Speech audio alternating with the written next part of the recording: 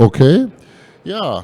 Distinguished audience, good afternoon. I welcome you to this next session.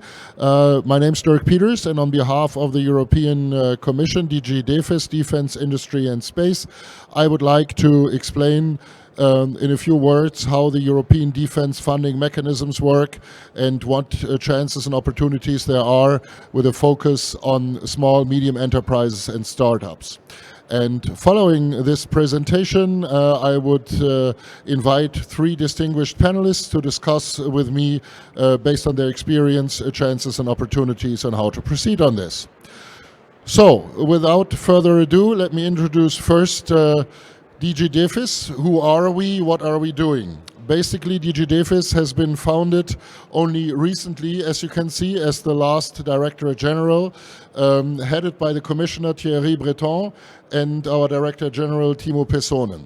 What are we doing? Here in a nutshell, our main instrument is a grant funding system that is spread out for approximately 8 years, from 2021 to 2027, and we provide grants and support services to industry, research, technology organizations, and the like. Also, we provide opportunities for investments in venture capital funds. We provide funding to EU member states and Norway to procure jointly, and of course funding to industry to ramp up defense production capabilities.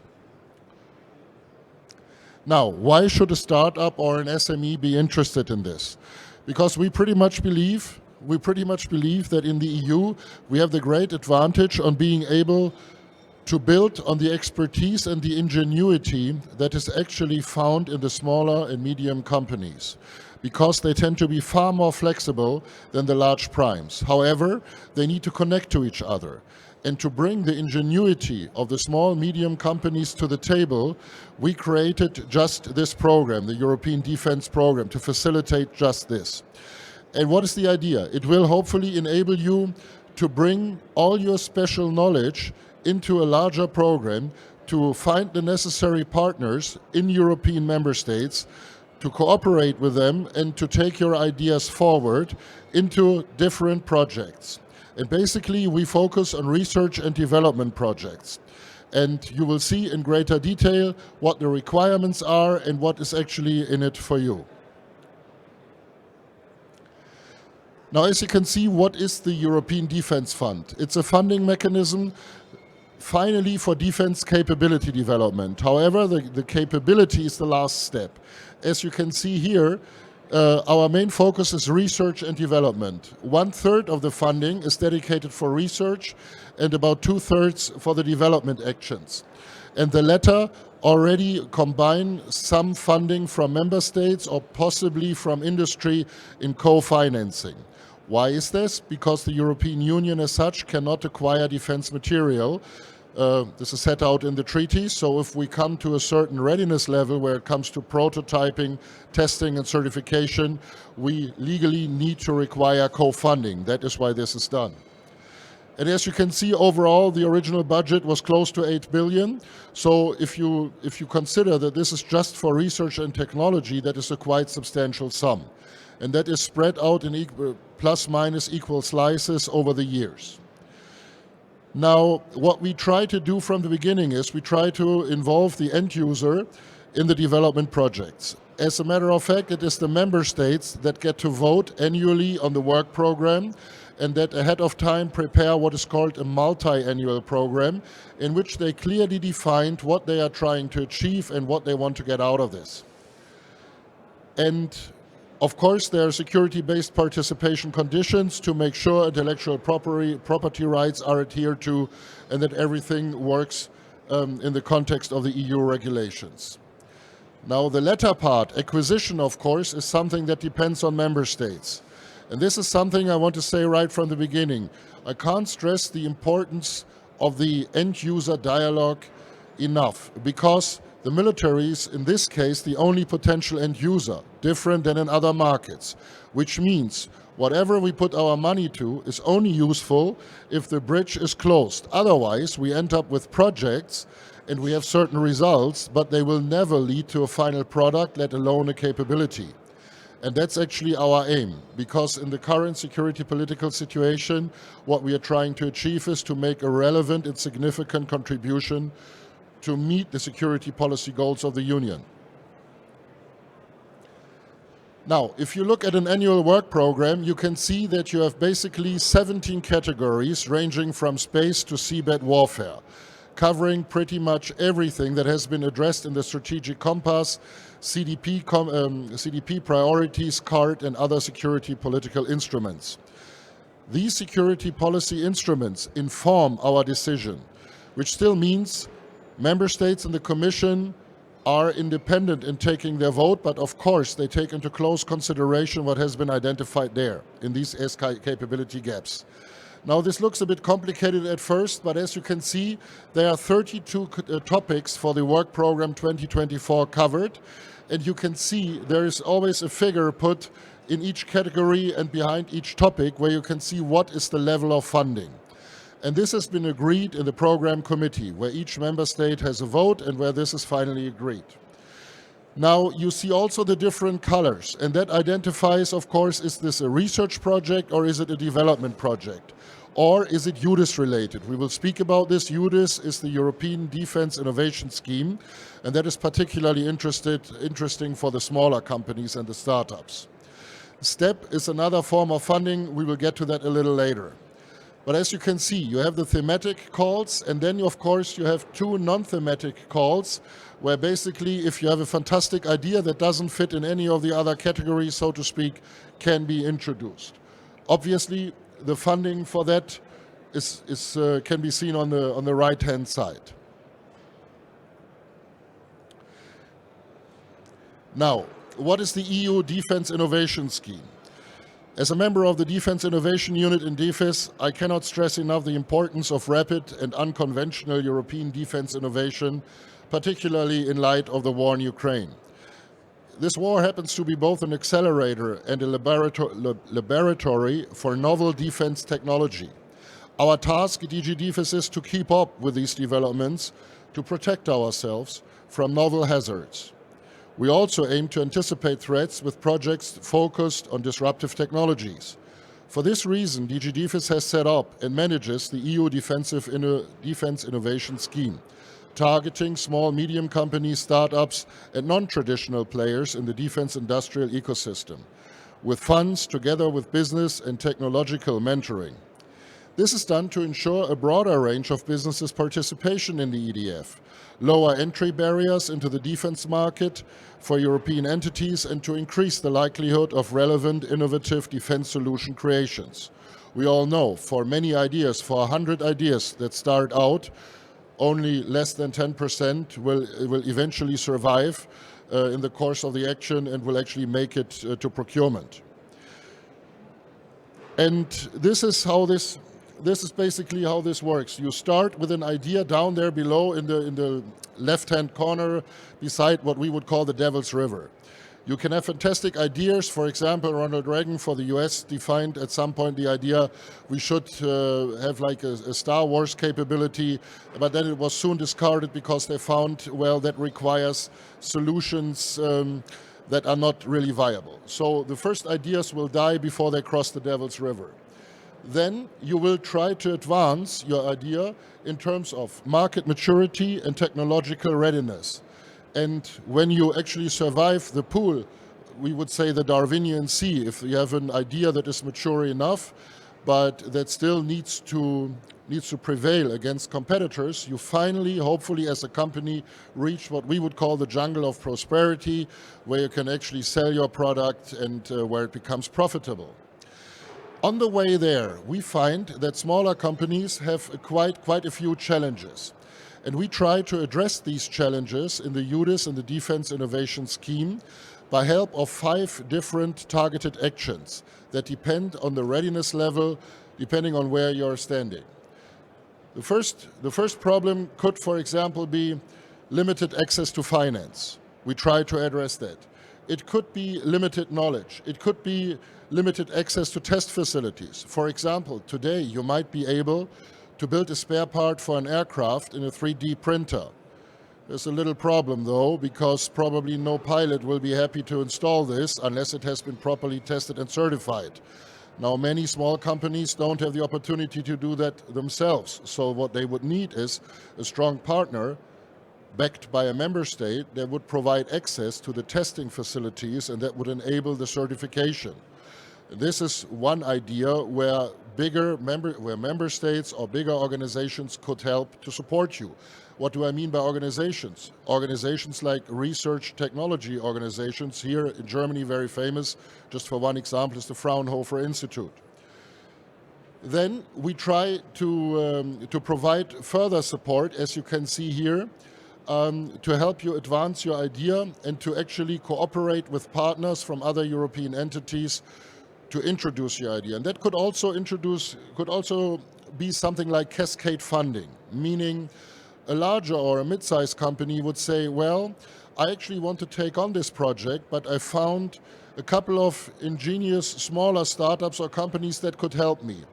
Then we, the European Union, would give them a lump sum funding, and they would be able to select smaller partners and in a form of cascade funding can employ them to the benefit of the project.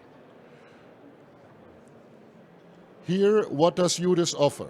As mentioned, the access to finance, grants and small business coaching, SME business coaching. What does that mean? Well, sometimes you may be an expert in the technology you're developing, but you may not be an expert in taxation, you may not be an expert in all the legal intricacies that are involved and in all the papers you need to fill out, so to speak, when dealing with the European Union or larger companies.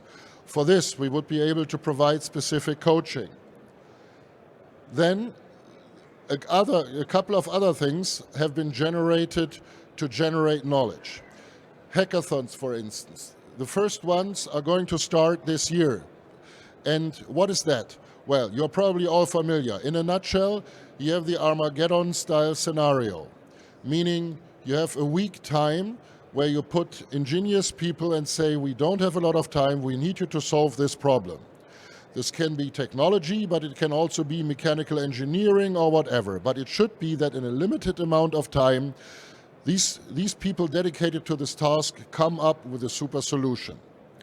And of course, the important part here in the defense context is to ask the right questions. This is why we also need the end user involvement from the beginning. The second thing is you need to sanitize the questions because you can't hand out classified questions. And then they need to be manageable.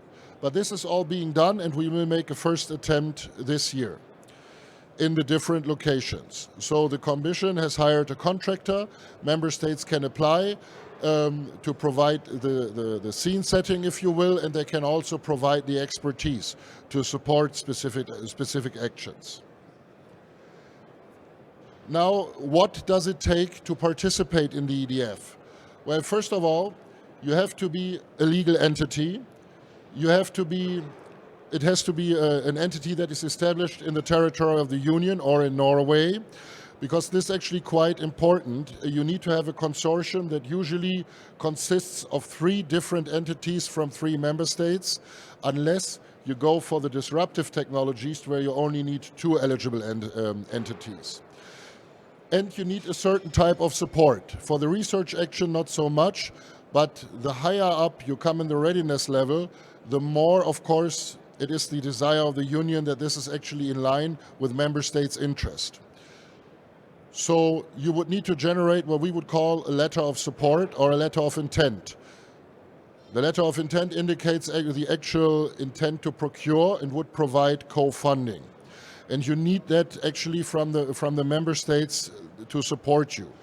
But that does not mean, for example, if it happens to be difficult in Germany to get such a letter from our MOD, you could also cooperate with a company, with other entities in the European Union, and they can provide those letters from their home country as well. So that's quite possible for those of you that have encountered difficulties in dealing with the MOD in that regard. Now, this is actually what should happen. Of course, the IP shall not be subject to control or restriction by non-EU countries. So what does that mean? We want to avoid what we call third state control or third state export control. So whatever is developed in the context of these projects should not be under the control, let's say, of ITAR regulations or anything else, which does not mean that nobody outside the EU can participate. Under specific circumstances, you can have also some, how shall I say, some action taking place outside the EU, but that action cannot be funded or supported by the grant under the EDF directly. That is not possible. And that is actually quite important when you set up your consortium. You may want to keep this in mind. Why? Because we have seen in the past what happened in the past years, that you have, let's say, 7 partners agreeing on something, and then after they sign the grant agreement, some of them are sold or bought up by a non-EU entity. So be aware of this. That can cause a problem because you might lose your eligibility for the funding under the EDF. So now for the application procedure, what's always important is the timeline. If we're looking at 2024, you can see here, April 15, the opening has taken place, so the decision has been made and published, which were the topics that are actually up for bidding this year. And then you have until November 5 to submit your proposals. So this means in that time, from April to November, you have to establish your consortium and you have to submit your proposal. Now, submitting a proposal is a lot of work. But as I said, in the context of the Defense Innovation Scheme, you might be able to generate some support there. Then also, of course, you need the support by the member states. And finally, after you submit the call, there is a process, an internal process of evaluation in which we use independent experts to assess the proposals and to decide which ones will be the winners. And once that is done, that will be published. Then what takes place is what we call the grant agreement preparation. And usually the way this works is you get the notification, okay, your project has been selected, you are one of the lucky ones, and then starts the grant agreement preparation together with the other consortia, and that needs to be finalized by a certain date as well. And then finally, as you can see here, it takes a little while until this is all done and until you can really start your project and get the funding. And this is, we have discovered in the past, this can be sometimes a challenge for smaller companies because as a matter of fact, if you can see from the timeline here, it takes at least 1.5 years or more to actually get the funding. And you may need to bridge this gap. Please be aware of this. The Defense Equity Facility is actually an idea to provide external funding, and this is just in the making. This is just a process in the making that hasn't been finalized yet, but there have been intensive negotiations with the EIB and the EIF agreeing on the conditions on how this could possibly work, meaning, for example, which dual-use projects, which dual-use investments can be supported. And that's kind of important because we hope to use the leverage that can be generated by this. Within the EDF, there's a certain amount, 5 times 20 million annually for this, and we hope to generate further money on this. And there are particular investor sessions. Please feel free to make use of this because this is obviously the chance on May 29 to discuss with representatives from EIB, EIF on how to get engaged in this. And as you can see there, if you look, you can scan the diagram for further information on that. Now, a couple of key takeaways. The EDF provides the funding for research and development, not for your basing operating cost. There's one thing to be kept in mind. It provides incentives for SMEs and startups that are included in the European Defence Fund for each maturity level and various entities. You must be EU-based or Norway-based. And, as I said, you need to be a bit patient in the application process and in the reception of the grants. And what you should know is your national focal point, because obviously, as mentioned, for development actions at least, you need the support of the government. The national focal point can be found by help of our website. I've just put it up here, for example, for Germany, because of the location, so I figure there's quite a few German representatives here. And it's actually the task of the focal point to help you to organize your proposal. They are supposed to help you to find partners. They are the ones that transform the EDF Information Days that we organize every year, this year May 28, 29, in National Information Days, where the national industry is invited, and that should provide the opportunity for matchmaking, for a getting together of research technology organizations, whoever might be interested in the specific proposals. So this is an important partner for you to contact, and you can find them in the nations on our webpage. Here are a couple of useful links. I assume that the presentation will be provided for you, so that can also help you if you have specific questions relating to the EDF. There's one other thing I would like to address, the call for experts. As I said, in the context of the evaluation, we pretty much depend on subject matter experts, because the European Union can't hire all the experts they need if you look at the details and the range of the topics that we address. To become an expert, obviously you should have the knowledge in some field, you must have some type of security clearance, and there should not be a conflict of interest, meaning like you cannot be in a proposal that is being evaluated and operate as an expert at the same time. That's obvious, yeah? But other than that, that might be quite interested, and we would encourage everybody to also look at that program and to get involved. Yeah. Then, of course, we needed to take this a step further, because the EDF is the one thing, but obviously there has been a substantial security policy development over the past years due to the war in Ukraine, and that needed to be answered. And the European Union decided to answer this with two fast-track programs, if you will, ASAP, to encourage the production of ammunition with single beneficiaries, and EDIRPA, to also encourage member states. Now, to set this in a broader context, you needed a long-term strategy, and that has just been published. And this is EDIS, the European Defense Industrial Strategy. It's a strategy that looks at the next 10 years for the final implementation. It is structured around the 4 work strands, as you can see here, and certain targets have been set, and they are based on political decisions. So it is said that by 2030 we would like to achieve that 35% value of all the EU defense trade is actually generated in the EU. And you see the percentage goes up in the years to follow. And for that we need your support. These are the 4 different steps to be taken. And in a nutshell, it is those two things that we want to achieve. Support member states' effort to invest more, better, and together. We want joint programming and procurement function. We want the support to joint procurement from the European Development Technological Industrial Base. And we want a European military sales mechanism. EDIS is also there to secure the availability of defense products thanks to a more efficient and responsive industrial base and an enhanced security of supply. Now this also, there's an idea behind this that has started in what we would call European Armory. What does this mean? We started out the EDF in view of the fragmentation of all the weapon systems and everything we have in the EU. For example, we have 27 or even 29 different types of frigates and destroyers, whereas the US has only 4.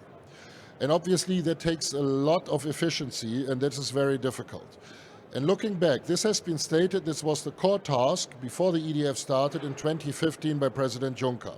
And what have we delivered against this?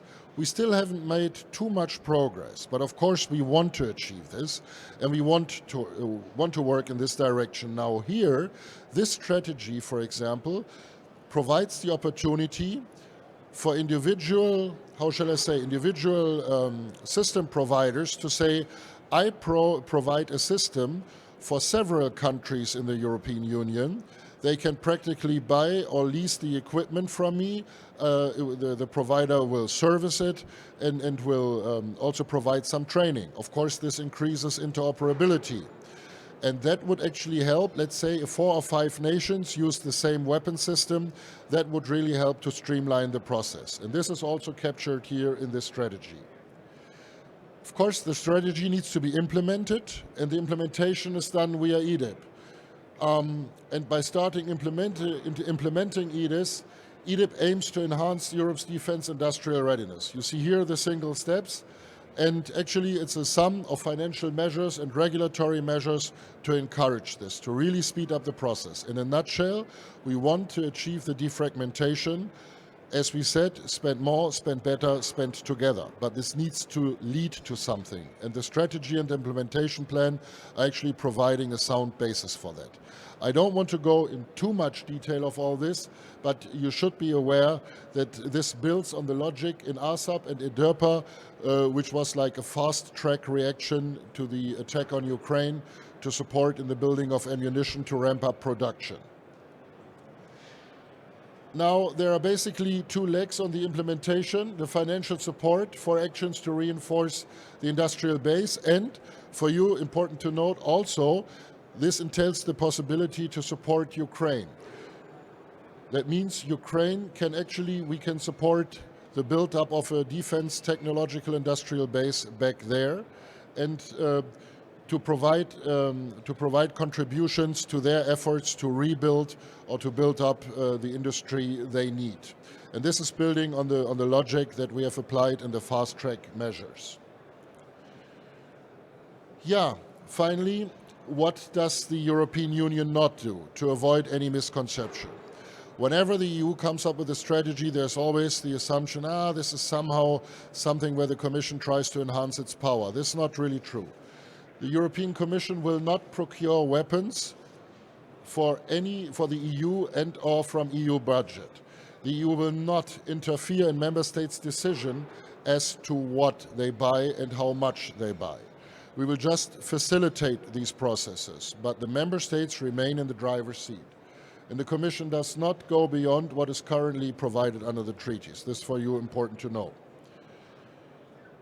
Finally, if you are looking for further information, actually the most solid and the best event are the EDF Info Days taking place 28-29 May in Brussels, where you will get presentations at a very high level on all the detailed aspects of the annual work program and the work programs to come, where you will have the opportunity for matchmaking, even for pitching your company's idea and presenting it to a good audience. And I know at least one of our panelists has made use of this opportunity. And I think this is quite valuable, particularly because in the past these information days have not been transformed into national information days in Germany, but we are looking forward to that happening soon. Other member states certainly do that. And this is the starting point for your engagement, so to speak, in the future. Yeah, and then there's a couple of other events I would like to address where these topics will be picked up. Now this should be it, 2 minutes ahead of my time. If there are any specific questions, please feel free. If not, we will then continue after 2 minutes with a panel discussion where individual panelists can contribute, building on their past experience with these instruments. Questions? Yeah. No? Good. Well, if everybody is happy, thanks. Then I would like to ask our distinguished speakers to please take the floor.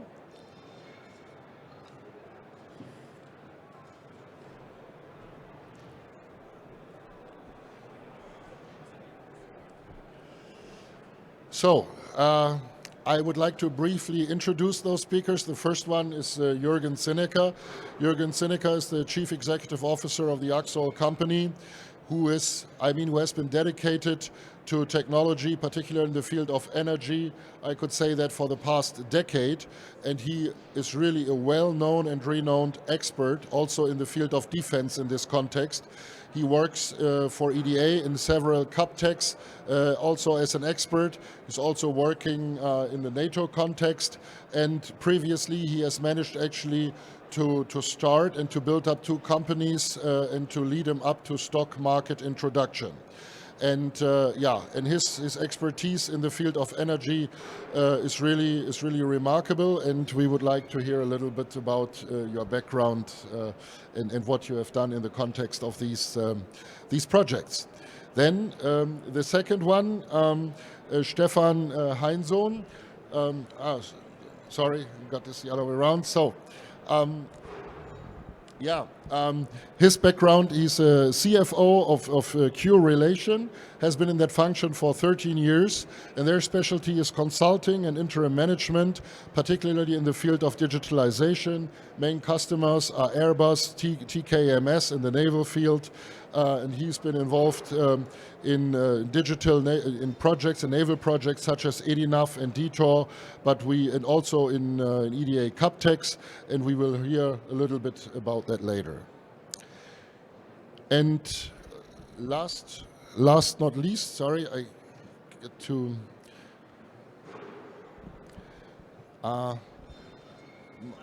Martin Heppertz is a representative of a startup investment fund, and that is actually the third part, the financing that we really want to address. And he's the co-founder and starter of one of these funders. He has been working for the German Federal Financial Administration before, so he's very knowledgeable in that field. And he's also been a member of the board on the European Investment Bank and European Investment Fund. So he is very knowledgeable in this field, and we are also looking forward to your expertise with regard to the venture capital options. Now, actually, let me start, Stefan. Let me start with you. Over the past 13 years, we heard you gathered a lot of experience. What is, from your point of view, what are the obstacles and the opportunities for small and medium enterprises in the context of the EDF and European funding in defense? Okay, thank you, Dirk. I hope everybody can hear me. Okay. Yeah, my name is Stefan Heinsohn. Thank you very much, first of all, for the invitation, Dirk, to this panel tonight here in Hanover. My name is Stefan Heinsohn. I'm the co-founder and managing partner of Cure Relation Management. We are a small consultancy, small is relative. We are a consultancy company based in Jesteburg, which is approximately 100 kilometers north of Hanover, close to Hamburg. My personal background is aerospace. I work since 40 years in the field of aerospace and aircraft consultancy. Of course, in Hamburg we have a big aircraft manufacturer, not to mention the name, but I think everybody knows Airbus. And our second customer is in the naval industry, also in Hamburg. I think everybody knows that ThyssenKrupp Marine System is in Hamburg and Kiel, and is also since 7 years a customer of us. ThyssenKrupp also brought us to this EDF fund. 3 years ago, they asked us to take part in this very challenging project. And Dirk asked me, do you have any obstacles, or what do you think about what is maybe negative in this context? And I really thought a long time about obstacles, and I really didn't find really obstacles. There are some challenges, maybe the framework, the contracts. The contracts are very, let's say, is heavy the right name? I don't know. It's a lot of pages, a lot of paragraphs, risk sharing, but we from the aerospace business are used to these kind of contracts. Whoever worked for aerospace companies, like the big manufacturer in Hamburg, we know what a big contract is. So this is not really an obstacle for us. What is an obstacle maybe is the patience. We learned to have patience from the day that we were asked to take part in this project until we get the first money transfer or the first positive information that we won the project. So that takes 1.5 to 2 years. So make sure that you have something different to do in your company, or ask a private fund to support you. That's maybe a different way. The positive way, shall I continue with my speech, or shall I feel free? Okay, thank you. So the positive thing is, of course, that Dirk mentioned also that the EDF provides you a lot of, let's say, services. For example, coaching for different kinds of how to market your product, how to market your company, how to find financial solutions. This is free of charge for us as an SME. And we really would like to use the service second half of this year. The second one is the matchmaking tool. On the EDF platform, you have a kind of matchmaking tool. You can put your own company with your own skills and competences on this platform. And as he said, for every project, you need 3 companies from 3 different countries. So that would help also us as a SME, as a small company that is maybe not so well known as the big OEMs, the big manufacturer in Europe. That helps us to find partners and to offer us as a partner for this project. And of course, the third big advantage that we find in this project is to give us the opportunity to grow internationally. We are in a project in Europe with 16 partners all over Europe, and we work very closely with almost all of them. And this gives us, of course, the opportunity to work on this project, to give our value to this project. Of course, this is no question, but we also have the chance to meet these companies and to offer our service beside this EDF project. So this gives us the opportunity really to get in contact with international companies that are maybe not so open for service companies from other countries. So this is really also another advantage that we find is very valuable to be part of this EDF. Thank you. Then over to you. Thank you for this valuable insight. I'm very happy that your experience is so positive, and I hope we will learn a little later that there are further positive examples. But now, Martin, over to you. From your point of view, which specific requirements need to be met to practically engage in the implementation of investing in defense projects as envisioned in the UDIS work strands? Please. Thank you. My name is Martin Heipertz. I am honored at this occasion and grateful to the organizers. I'm honored to represent Paralos Partners, which is one of the few and very first venture capital funds that will invest pure play into dual use and defense startups across Europe. Ladies and gentlemen, just before we started, a member of the audience, Dr. Klopp, reminded me of a very interesting Roman proverb, which I think sums up my answer to your question. The Romans used to say, si vis pacem para bellum. If you want to live in peace, prepare for war. And I think the problem we are facing currently in Europe and in the West more widely is that we have neglected the preparation for war, which is why we are so totally taken aback by the situation in Ukraine and also in the Near East. We have not well prepared. Our budgets have been degraded, our armies have been degraded, our technology has been entirely focused on civilian use cases, and now we suddenly all wake up. It's a huge wake-up call, and it's certainly not too late, but it is very high time for us to get ready and to really upgrade also the technological capabilities of our armed forces. Now, I think an important element, and you touched upon this, and a very important element to this effort can come from the private sector. It's not always about public budgets. It is hugely about public budgets. It's hugely about procurement. But obviously there's an enormous amount of private finance which is interested in defense applications. But we need to tap it. We need to tap it. We need to make it fungible. We need private money to be allowed and able to go into defense applications. And I think that is the core of your question. What is lacking in Europe widely is a so-called ecosystem for developing innovative defense technologies through market-based economy. We see this ecosystem alive and kicking in the US and in Israel. These are the role models. We see first beginnings in the UK, some in France, but for example, Germany, my own country, is still very much lagging behind. There is, I can tell you, a lot of interest among private investors. There are many interesting startups, as you can see also today. We see a lot of activity also, for example, in the Baltics or in Southeastern Europe. But what is lacking is an overall ecosystem. And what we want to contribute and we want to encourage is one building stone to this element. I think my core message is the public sector, to which I used to belong, the public sector needs to lead.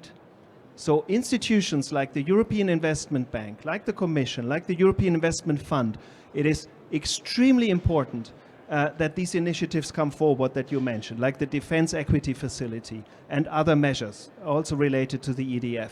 And I think there should be more of them, and they should be more courageous and more and clear. I think they have to be these are very important signals, and then the private sector will follow. Industry will follow. There will be a lot of industrial interest in venture capital, but also private investors will follow. Banks and individuals, family offices. I'm positive that this can happen, but the public sector really needs to lead through regulation and also through public capital. Thank you. Thank you for that. I can tell you we fully support your idea in the Commission, and we are in negotiations with the EIF and EIB and try to push to develop this ecosystem as fast as possible, because we can see that what is happening on the other side of the world as well, and we really do see the need and the options that come with this. And thanks for your intervention. This is very helpful, and I hope it will further inspire us to take our work forward on this. Now, Jürgen, over to you as the specialist in one field. How can responsible innovation, which is an important part of the European Defence Innovation Scheme, obviously, and the exploitation of new technologies be leveraged to ensure that the European Union is more resilient while remaining a credible actor in the context of deterrence and defence? Okay. Wait. Does it work? Yes, now it works. Okay, my name is Jürgen Sinnecker from Axel. We are focusing defense applications and industry, so dual use products onto the market. We're working since 2016 in applications for energy supply in defense. There's one nice figure. Actually, a report of the US Marine Corps focusing the last 10 years tells the need of mobile energy, electrical energy in military applications increases 700% every 3 years. This is Moore's law on energy. This means there is a high rise of energy demand in field, which wasn't so important until February last year, and now it becomes into focus for resilience and capabilities, because we also have a environmental target, and we have energy change and Zeitenwende. And what you need to address that is a new way of fuel the military. I came from an exercise last week, a NATO exercise for electrifying the battlefield from the Dutch armed forces. And if you've seen that, you know what happens also on the battlefield in military. So this goes on, and this emerges quick. So my message there is we need to introduce these technologies quite quick into military. And the good thing is for the company, it already happens with the industry, because the industry reduces their energy costs. This is one of the big tasks on Europe, to keep competitive to the markets with our general products, not only in defense. So we have to address the energy issues on industry and on military for the capabilities.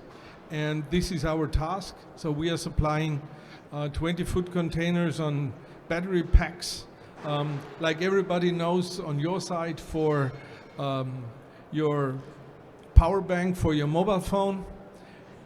But these ones are bigger ones. They are 20-foot containers, but they do the same job. They just supply very easy access to energy, to power. And if you see a military vehicle charging in 10 minutes their batteries, you know diesel is worse. So this happens to the market. What we need from EDF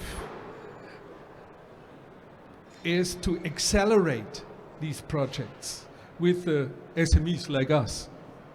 And what the SMEs need, it's very clear. We have to talk what Dirk Peters told us. We have to have the access to the off-takers. And the off-taker is not the EU. The off-taker is the MOD. So we have to have the access to the MOD, and to get that going, we need the MOD to contract for the new products very quick. And if they want to have new factories built to produce the stuff for a widespread use, they need to contract us more than 3 years, because otherwise we don't build factories. So this is my message to the idea. The idea is perfect. International approach for smaller companies in the consortia, getting access to the good ideas of the member states and the companies over there. But the next step is very important. Not to keep Europe as the place for the prototype tests. We need to be the place for production and rollout of the products into applications, not only in defense, but also in industry. Thank you, Jürgen, for that most valuable intervention. I think this has really offered a broad scope for discussion. And I take it from what you said, I can only fully support it from my own experience. Of course, the small enterprises and the innovators help us to see what's going on in the world. And we have learned, in view of the strategic political developments, that we need to watch what's going on in the world to stay ahead, to stay competitive. And that, as you said, rightfully said, is true for the civilian market as well as for defense. And the one relates to the other. And we should facilitate that. And yes, and I totally agree that the third step, when we speak in the beginning, if you remember, we spoke about research and development, but finally, this needs to lead to capability development. And of course, the important part is we are now at a stage where we are discussing the next MFF. What comes next after the current EDF? What happens then? And then we need to think about, of course, how are we actually closing the gap? Building on what we have already funded and what we have already achieved. We need to think about how to take those projects forward in line with the end users, in line with member states' decision, or subject to member states' decision, of course, to actually create a product, a viable product, and finally a capability in line with the security policy instruments that identified the shortfalls. And given that the analysis, security political analysis, is actually rather dire, we need to work on that, and we really need your support. It is the small, ingenious companies, the innovators, that are going to help us on that, and I sure hope we can take this forward. Now at this stage, I want to thank all of the three panelists, and I'm looking to the audience for questions. Please feel free to drag on the expertise to finally to exploit this a bit if you need some information to take your personal endeavor forward.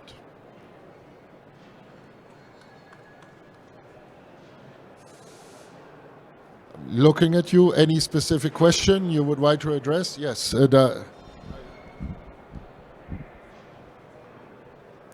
Thank you, Dirk. My name is Diana Engelhardt, CEO of Unleash Future Boats, and what we start here is Black Boats. I have one specific question.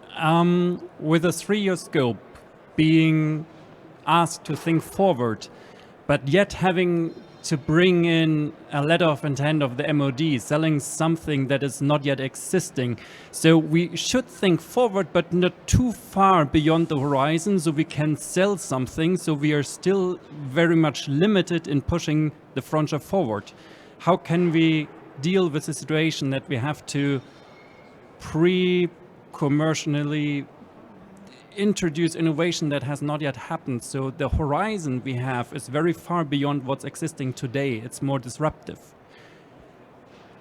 But yet, how can we manage to think forward so we have the R&D stamp green lighted, but also have the pre-commercial procurement process? How do we solve that Rubik cube?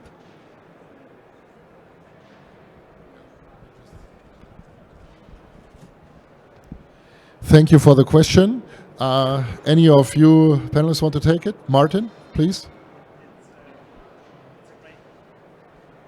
Great question. Hello. Everybody wake up. It's a great question, Jan. Thank you. It's spot on, because what we also observe is that currently there are many efforts around the Western Hemisphere, but they are very disparate. We have the fantastic EDF. We have the Diana program of NATO. Yeah? We have the EIF. We have the NATO Innovation Fund. We have all kinds of national and supranational initiatives, but they are disparate. They are not yet an ecosystem, so that a startup like yours, which has a runway, which has cash requirements, ultimately spends a lot of time looking for opportunities, how to raise cash, and it's not a one-stop shop. And in the end, you don't know if anybody of the army will finally procure, or if one of the OEMs will buy you, or whatever. So I think it's really all about this ecosystem that the Israelis got going, but it was a huge effort also in Israel. I think it's very specific what they did, and we will not be able to replicate it in total. But I think that the core philosophy is that we understand that there is this life cycle, that there is from an idea to a finally procured weapon, let's say, maybe even lethal weapon, there is a life cycle. And you spoke about the Valley of Death and the Darwinian Sea and what have you. And we need to really be able to get good ideas across all these valleys of death and Darwinian seas, and make sure that in the end there's somebody in the Army or in the Air Force or in one of the 5 domains that we are now considering the relevant domains for war, that has this capability at hand. And sorry for being not more concrete, but I think the very fact that we are sitting here is in a way cause for hope, because I mean this event 3 years ago would have been unthinkable. It would have been unthinkable. So I think there is progress, but we have a long way to go for this ecosystem to emerge. Thank you. But here's a problem really to it. They see what we can do in the commercial way, and they ask for now the dual use, which requires R&D.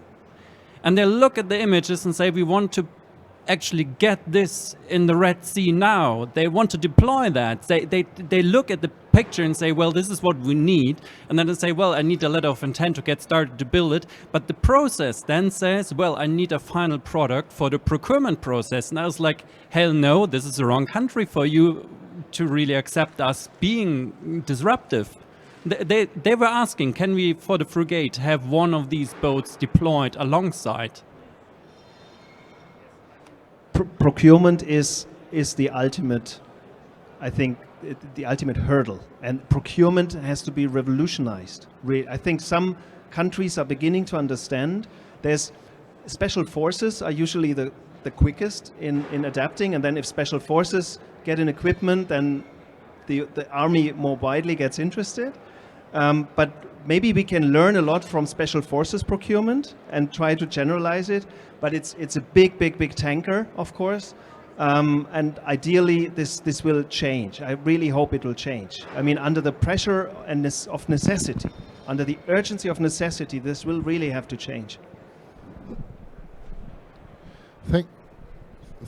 Thank you for your intervention and this very interesting discussion. What I take from it is that we are pretty much at the beginning of strengthening what I would call the end-user dialogue, and taking into account the considerations of what you said.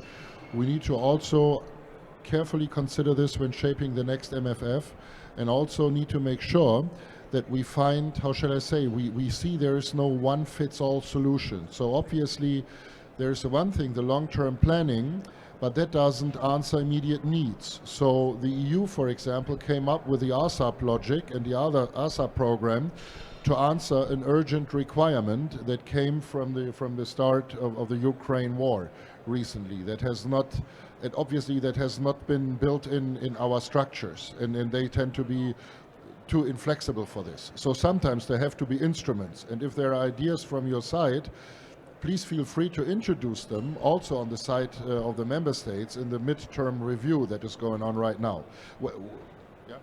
Please talk to Lenin Emden in the Bayern BW, because she can only handle things that are existing. But if she could actually green light and say we would if we could, then things would go more smoothly, because then Lenin Emden could say I would if I could, and this would be the letter you need. So can you make a connection, or can you talk to her to actually get her a new alongside process for I would if I could? Thanks for that. I will certainly take it into consideration, present it to my hierarchy, and hope that we make progress on this. I'm really glad that you addressed this. It's a very specific recommendation, and I will take it up. Any further questions from the audience? Heinrich. Well, thank you. Listening to the obstacles that the process and the jungle that everybody has to go through in order to achieve the right partners and to overcome the obstacles within the application process. It sounds very much the same in Horizon Europe, where SMEs usually fail because they don't have any experience and they have to go through. It sounds a bit like we need an architect or somebody, a jungle guide who guides companies, especially SMEs, through the process, like an architect does. Nobody would build a house only with the Maurer and Zimmerleute and so on, carpenters and all the pipe layers and so on. But more specifically, in the Commission proposed, European military sales mechanism. That sounds a bit like a warehouse. Of military products. Do you have any ideas how this should look like? Yes, thank you for that. Actually, this is something that is an idea that builds on an internal concept paper that has been called European Armory, in which, like I mentioned, system providers could offer certain technology to several member states for use, while of course making sure they maintain it. They provide training and so on, and this could greatly enhance the interoperability. Because to give you an example, member states are running, let's say, the famous howitzer 2000 that is used by the Ukrainians. But as different member states use it, the Ukrainians find, well, if we train our gun crew on from the one member state, it is entirely different than from the other member state, because they look the same, but they are not the same. So to avoid this, we could actually build on the idea of having the system provider provide a unified system to all member states that are interested. Of course, you have to find an adequate finance mechanism, and you have to make sure that the production capacity that is dedicated to this is spread out fairly and equally. If you look at the whole, how shall I say, if you look at the number of weapon systems, you got to make sure that this is fairly spread out. But of course, this is a member state decision at the end. But it could be an idea to bridge the gap, and that's pretty much what is behind this. And I'm glad that this has been taken up and addressed in the EDIS strategy. Looking at the panelists, anybody wants to make a statement to this or a further intervention? Jürgen? Yes. Let me give you some hints out of the real life. So I would say to be active in EDF is a very good decision, let's say like that. But you don't survive if you don't have additional turnover segments, because the process is so long.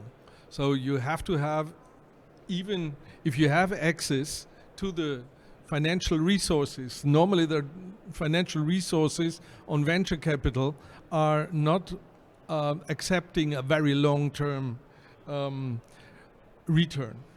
So you need to have both, because if you are in the contract for the military procurement, this is a reliable thing to address and to go for, but you have to go through the valley of death first.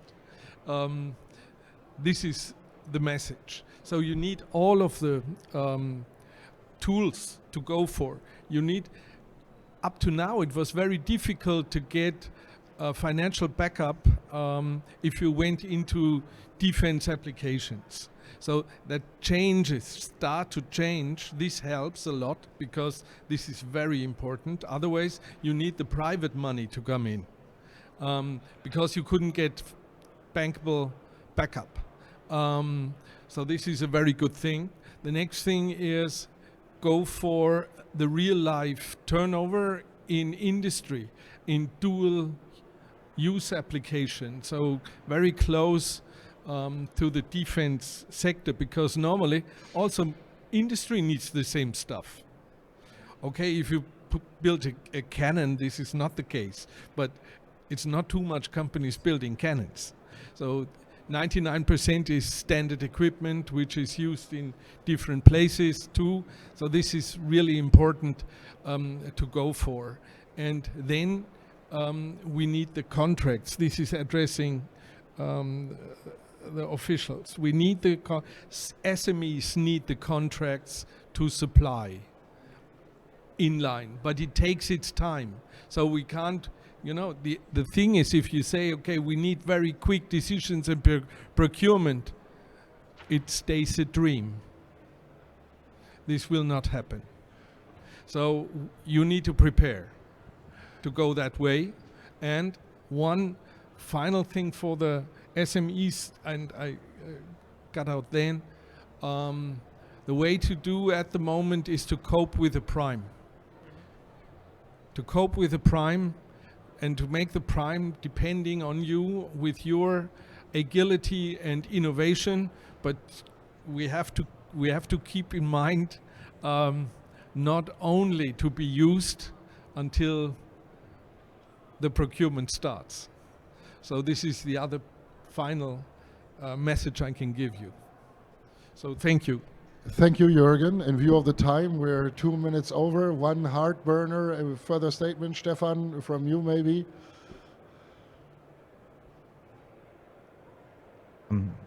I agree fully to your speech. You need two things. You need a financial backup. In our case, the turnover with this EDF project is about 8% of our turnover of the company. So the company backs up this team. And this team is seen as a startup team in our company. So it's an internal backup. But yes, you need a financial backup. To start a company with this kind of project, it's not easy. You need somehow money to finance your people. Or you start at the day of the beginning of the project, you start with a team, which is a risk today, coming back to the skills, lack of skills. But yes, I can encourage every company to take part, to have a prime that covers you, that supports you. That was also our start on this project, and I fully agree. So let's go for EDF, I say. Thank you. With that statement, I would like to close that session and thank our fantastic panelists for their interventions. I hope that has been inspiring for you and for all those who've been watching us online. And I'm looking forward to seeing all of you at the EDF Info Days in Brussels at the end of May. Thank you. Big applause to the panelists.